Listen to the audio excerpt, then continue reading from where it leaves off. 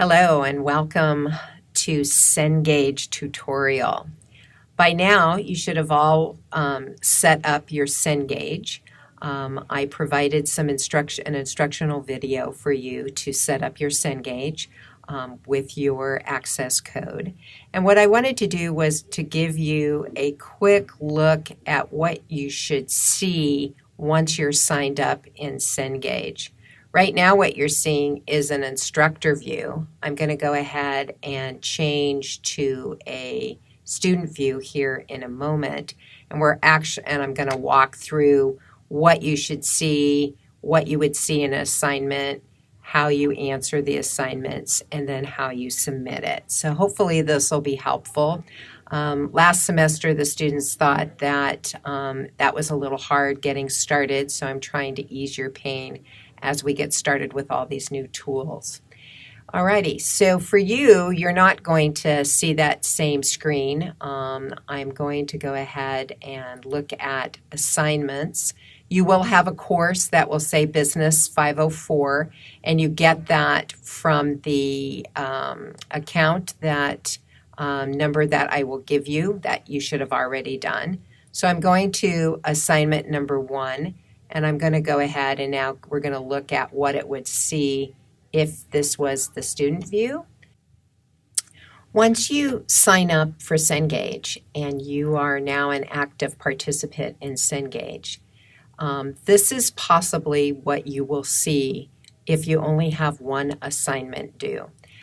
Typically there's more than one assignment due, and then you'll be able to see all of those assignments when they're open and when they're due. I'm using this as an example to show you what you would be doing when you're ready to sit down and do a homework assignment on Cengage. And so what we're going to do is I'm going to go ahead and put Start Assignment Now. And you can see here that we have some concept questions which I will have to grade for you. So you won't get a grade for this. So let's go ahead and go down to exercise 1-1, and it says calculate Ted's net income for the month of January. And so if I'm looking at this, I see, okay, he has revenue of $4,000. He has expenses of $1,750. So let's say I'm going to say his net income is $2,000 for January. So I can then go to check my work, which is in that lower right-hand corner here. And you can see here, it's come back and told you that I was wrong. And then it has check my work feedback where it says, recall that when revenues exceed expenses, a company generates net income. The basic calculation is this. And so they give you a hint to go back and solve the problem. And because you have unlimited submissions for homework, you can keep checking your work. When you take quizzes, you don't get to use the check the work capability. That is, in fact, a test. But in homework, you get to check your work to see when you get it right. So in this case, I would go ahead and delete it then, or you could leave it and submit it. That's up to you. But right now I'm going to go and say, okay, so 4,000 minus 1,750 is, let's just back of an envelope here.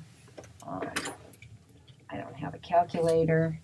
So 4,000 minus 1,750 is 0, 9, 5, 2, 3, 3,250. Let's see if it likes that. Then I go check my work again. It's still wrong, so I must still have not done this. Oh, 2,250. I did my math wrong. So this is why I'm doing this for you. Let's see if it likes 2,250. And 2,250 it is. You can see here that the green check mark turned to green. That means you're good, ready to go. When you've completed all the problems, you then go to Submit Assignment for Grading. It says, wow, you have not completed 9 questions in this assignment. If you submit it, these questions will be scored in collect. Would you like to submit and exit this assignment? And then it gives you this so you can continue taking it, or you could submit for grading. I'm submitting for grading, and it tells me you have taken this assignment one time. You are not limited in the times that you can take this assignment. And so I can come back and take it again. You see over here, would you like to go back? Would you like to come back and take this assignment again? So then I start the assignment again. I then can go back and submit. I can submit for grading.